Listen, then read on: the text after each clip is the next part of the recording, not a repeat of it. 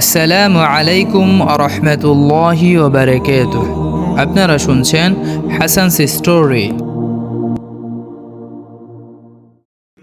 Phone নম্বরটা পেয়ে তৃপ্তির হাসি আসলো আফ্রিদি।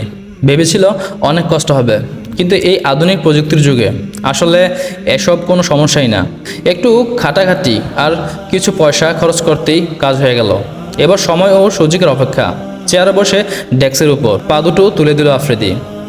তুষির ছবিটাকে দেখছে, কলেজের একটা অনুষ্ঠানে তোলা পুরনো একটা ছবিতে তুষিকে প্রাণবন্ত দেখাচ্ছে। ছবিটা আফ্রিদি ফটো অ্যালবামে যত্ন রেখে দিয়েছে। ছবির দিকে তাকিয়ে বিড়বিড় করে বলল, পর্দা ধরেছ তাই না? ধার্মিকতা তোমাকে কিভাবে রক্ষা করে দেখি। আজকাল কোথাও তোমার দেখা মেলে না। ঠিক আছে, তোমাকে অন্যভাবে হাসিল করার চেষ্টা তো করতে পারি। জানো তো, শয়তান মানুষের শিরায় শিরায় চলার ক্ষমতা রাখে। এখন খালি সুযোগের অপেক্ষায় তুষি। তোফাকে দেখে তুষি মিটিমিটি হাসছিল। অভিমানীর অভিমান ভাঙল তাহলে। তোফা মুখ টিপে হাসলো। তোরা খেয়েছিস? হ্যাঁ, কেবল তুই আর ভাইয়া বাকি। আমরা খেয়েই বেরিয়েছি। তোর খবর বল। আজাদ ভাই পৌঁছে ফোন টোন দিয়েছে? হ্যাঁ, গতকালই কথা হয়েছে। এই 2-3 দিন খুবই ব্যস্ত থাকবে বলে ফোন দিতে পারবে না। ও, তা খালাম্মার খোঁজ নিয়েছিলি? সকালে একবার কথা হয়েছিল। তুই মনে কর প্রতিদিন ওনার খোঁজ খবর নিবি। তোফা থেমে গেল। আরিফিন গম্ভীর মুখে এসে দাঁড়িয়েছে। আরে কি আশ্চর্য, আমাকে ওষুধগুলো না দিয়ে তুমি এখানে এসে আড্ডা জমিয়েছ? তোফা ছোট্ট নিঃশ্বাস ফেলে উঠে দাঁড়ালো। যাই রে, কাজ শেষ করে এসে কথা বলবো। তুই তো জেগেই আছিস। তুষি হাসলো, আর কিছু বলল না। তোফা বেরিয়ে গেলে আরিফিনও পিছু নিল। ঘরে এসে তোফা গ্লাসে পানি ঢেলে ওষুধের বক্স খুলে ওষুধের পাতাগুলো বের করলো। আরিফিন পানির গ্লাসটা তুলে নিয়ে শান্ত স্বরে বলল, ওষুধ আমি সব খেয়ে নিয়েছি, কোনোটা বাকি নেই।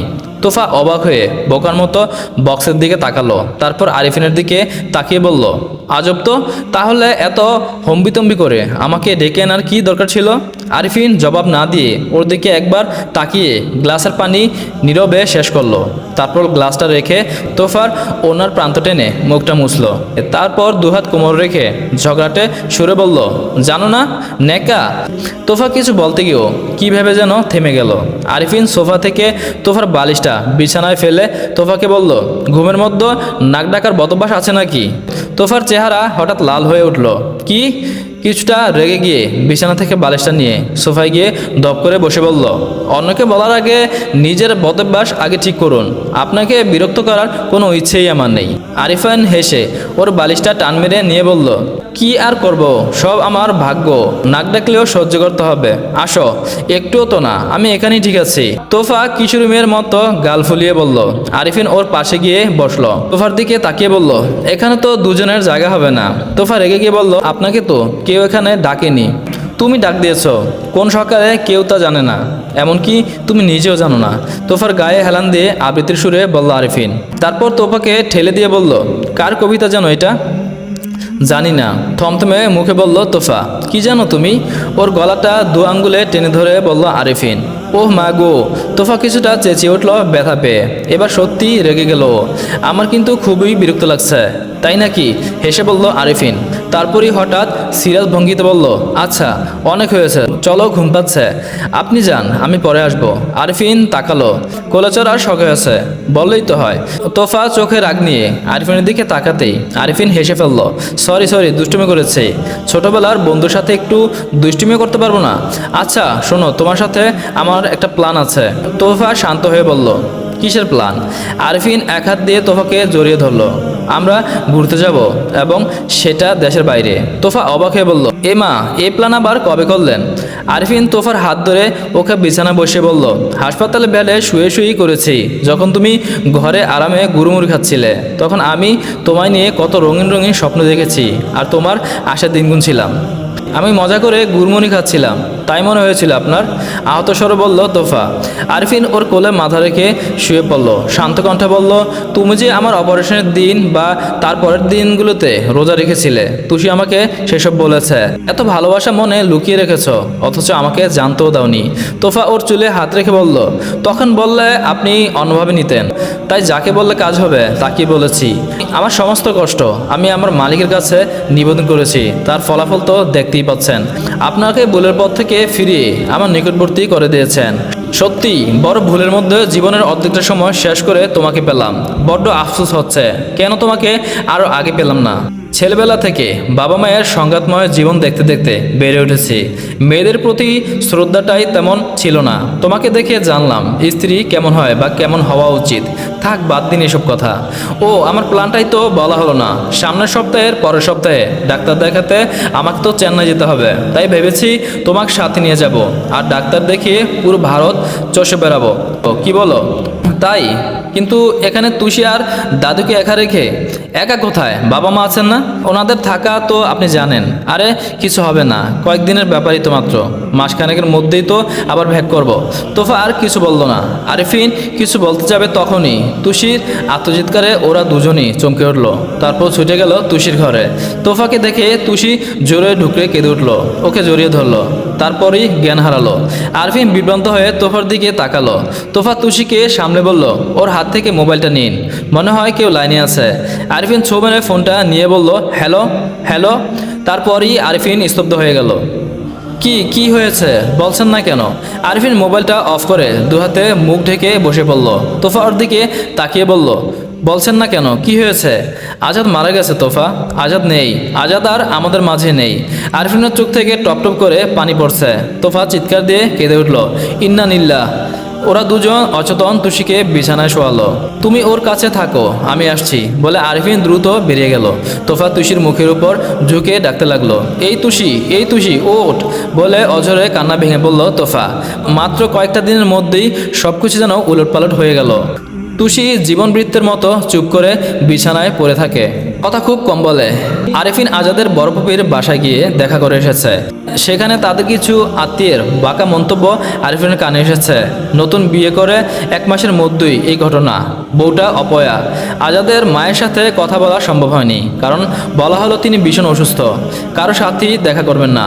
তোফা সেখানে ফোন দিয়েছিল, কিন্তু কাজ হয়নি। আজাদের বড় ফুপি স্পষ্ট বলে দিয়েছেন তার সাথে এখন কথা না বলে ভালো। তাকে ঘুম পাড়িয়ে রাখা হয়েছে। তুষি তোফাকে জিজ্ঞেস করলে তোফা বিভিন্ন কথা বলে এড়িয়ে গেছে। তুষি কি বুঝলো কে জানে, সে আর কোনো প্রশ্ন করেনি। পায়ের চেকআপের জন্য বাইরে যাওয়ার কথা থাকলেও আরিফিন যায়নি।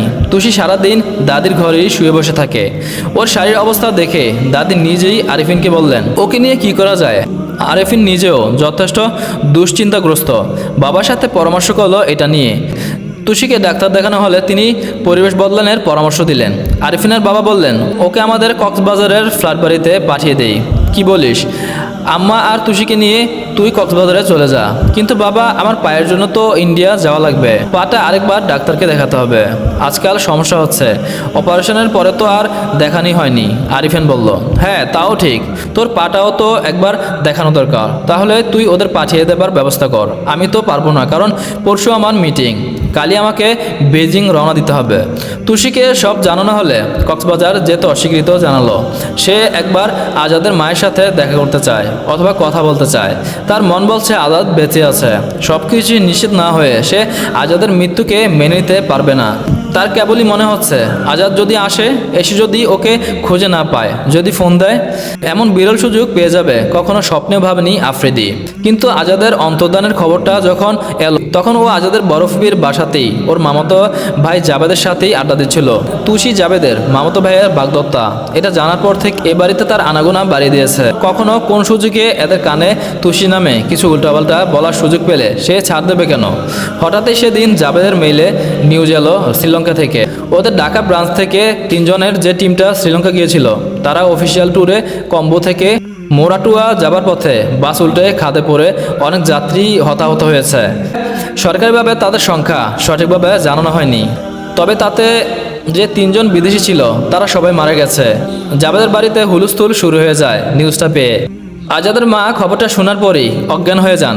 জাবেদ শ্রীলঙ্কা যোগাযোগে ব্যস্ত। আফ্রিদি স্বেচ্ছায় কিছু দায়িত্ব নিজের কাঁধে তুলে নিল, যার একটা তুষিকে জানানো। তাই সে সরাসরি মৃত্যু সংবাদটাই তুষিকে জানালো। জাবেদকে নিয়ে আজাদের অফিসে যে আফ্রিদি নিজেই খোঁজখবর করলো এবং জাবেদের পরিবারকে নিশ্চিত করলো যে আজাদ মারা গেছে। জাবেদারা সবাই মুষড়ে পড়েছে। ওদের সান্ত্বনা দেবার কাজটাও আফ্রিদি করলো। পাশাপাশি তুষি সম্পর্কে কিছু নেতিবাচক কথা বলে তাদের মনে তুষির প্রতি বিতৃষ্ণা তৈরি করতে একটু ভুল করলো না। তাই এই ঘটনার বেশ কিছুদিন পর তুষি নিজেই ফোন করলো আজাদের বড় ফুপির কাছে। কথা বলতে চাইলো ওর মায়ের সাথে, কিন্তু বড় ফুপি তখনই সরাসরি বলে দেন, তার আর কি দরকার তুষি? ফুপি, আমি আমার সাথে দুটো কথা বলতে চাই। কি হবে বলে? আমাদের ছেলেই যেখানে বেঁচে নেই সেখানে তোমার সান্ত্বনা ওর মায়ের কি কাজে আসবে বলো?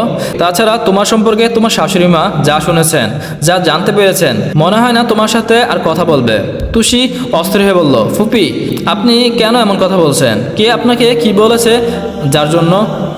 শোনো তুষি, তোমাকে সেদিন রাতে ওভাবে দেখেই আমার মনে প্রশ্ন জেগেছিল, কিন্তু আজাদ আমাকে জানিয়েছে তুমি একটা দাওয়াত খেতে এসে ঝামেলায় পড়ে গেছো ইত্যাদি। কিন্তু আমার ছেলের শৈশবের বন্ধু আফ্রিদি সেদিন আমাকে সব বলেছে, তোমার কিছু ছবিও দেখিয়েছে। এখনও বলবে তোমায় ভুল বুঝছি? তুই সে দিশেহারা বোধ করলো। কি বলবে, কিভাবে বোঝাবে ভেবে পেল না। আজাদের ফুফি ফোন রাখার আগে বললেন, এখানে আর কখনো ফোন করবে না, আপা এখন থেকে এখানেই থাকবে, তুমি নিজের জীবন নিয়ে ভাবো, রাখি বলে ফোনটা কট করে কেটে দিলেন তিনি। তুষি ভীষণ মুষড়ে পড়ল।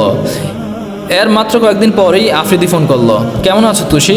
তুষি প্রথমে চিনতে পারেনি, পরে পরিচয় জেনে চমকে উঠল। তার জীবনের অভিশাপ আফ্রিদি। তুষি রেগে বলল, তোর সাহস হলে কি করে আমাকে ফোন করার?